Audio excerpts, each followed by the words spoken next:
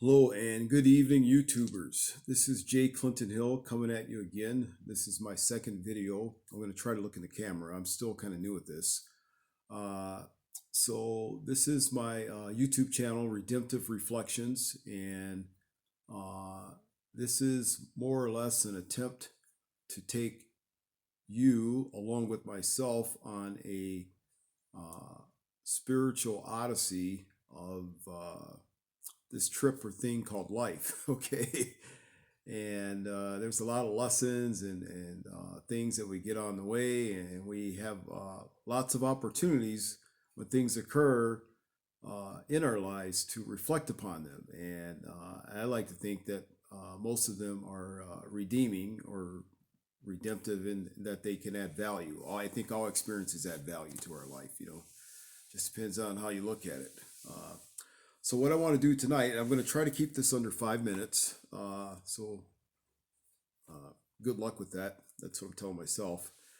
Uh, I want to talk about obedience and prayer. And one of the things that I'd like to really emphasize is that sometimes when we pray, God requires certain things of us too. And one of them is obedience. He will usually want us to do our part too as well. And so that's why I believe they say, like faith without works is dead. And so when you stand in faith on something, you have to take action to yourself. And by taking action, you're demonstrating to yourself and the universe that you are in alignment with whatever it is that you're seeking, or you're trying to attract into your life. And so that's why it's important. And if you believe it, then you'll receive it. And so that's what faith really, that's all it is. You believe it so that you can receive it, but you also have to take actions. And by taking actions, I just want to reiterate again that you are aligning yourself with whatever it is you desire, the desire of your heart.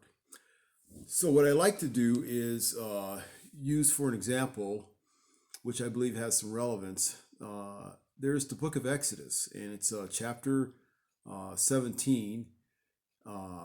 I think around like verse 10 or so, verse 10, 11, and 12. And it discusses the story of Moses and the Israelites, and they're battling the Amalekites. And so the Amalekites were a recurring enemy for Israel. I mean, they were just always going at it with these guys, and they're out in the desert and they're trying to reach their destination, And so, in our lives, we have a destination that we want to reach too. And I'm looking at the time. I don't think I'm going to make this in 5 minutes, but I'm just going to flow with it. So in our lives, we have these periods where we're in transition and we're trying to get to some place. Could be actually be physically, but most of the time it's usually a state of mind. But for what it's worth, I mean, we're trying to get from point A to point B or Z or somewhere in between in our life. And we have things that we struggle with. We have our own Amalekites, quote unquote, that we have to battle with. And there are certain things that we have to do. And so we're going to use this as a metaphor. This is chapter 17, verse 10. Start from there. So Joshua did as Moses said to him and fought with Amalek. And Moses, Aaron, and Hur went up to the top of the hill. And it came to pass when Moses held up his hand that Israel prevailed, and when he let down his hand, Amalek prevailed. But Moses' hands were heavy, and they took a stone and put it under him, and he sat thereon, and Aaron and Hur stayed up his hands, the one on the one side and the other on the other side, and his hands were steady until the going down of the sun. And Joshua discomfited Amalek and his people with the edge of the sword. So there you have it. Sometimes when we're doing what we're supposed to do, hey, you know what? Moses was faithful. He took action. His actions were aligned, but he got tired. Sometimes we get tired. Sometimes life tires us out, or whatever circumstances. And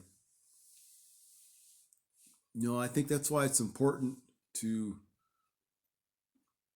fellowship or have friends or people in your life that can be supportive of you, whether it's your spouse, your partner, good friend, kids, whoever. You want people that are positive and that are going to build you up instead of tear you down. We don't want any player haters, so to speak.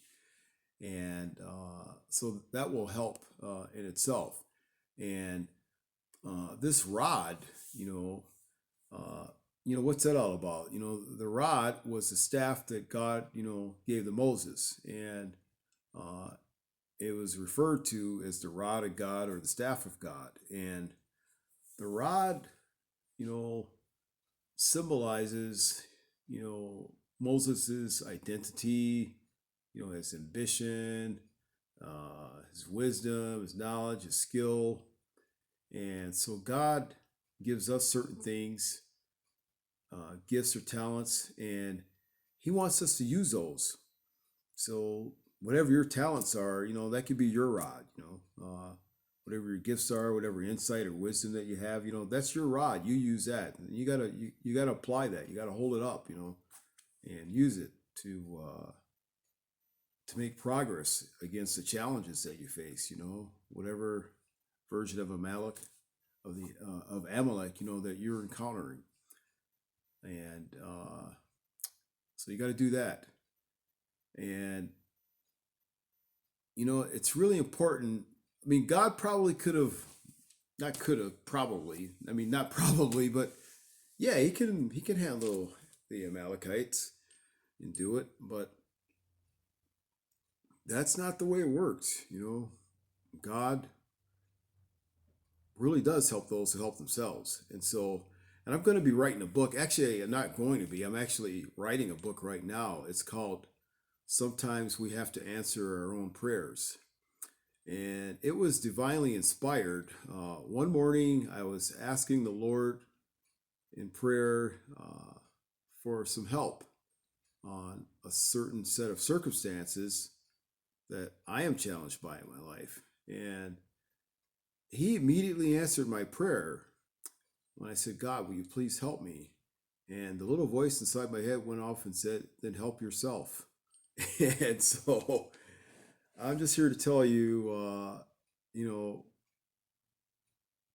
a spirit of encouragement, that whatever it is you're seeking and you're doing, and whatever skills or rod that you have in your possession to make your way in the world, you use that. You hold it up and you use that. And that's what you do battle with. You do battle with the rod that God has given you, And sometimes you may need help. And so you surround yourself with good people, but you got to have faith. And in order to have faith, you have to believe it. And then you have to take action. So, because faith without works is dead. And by taking action, that means that you are aligning yourself with, whatever it is that you're pursuing. And you have to be obedient, So whatever it is that God requires of you to do, whether it's holding up your hands with that rod, so that you can overcome, which probably in this case it isn't, but there are certain things that God's going to require of you, that you have to do in pursuit of your goals or your destination that you're trying to reach. And so I would just encourage you to stand faithful and just go for it. Yeah. I think I'm going to stop here. Again, my second video. So we'll work at it. Okay. That's all I can say. Anyway, I hope that helps. And I'll say goodnight. Thank you. Bye.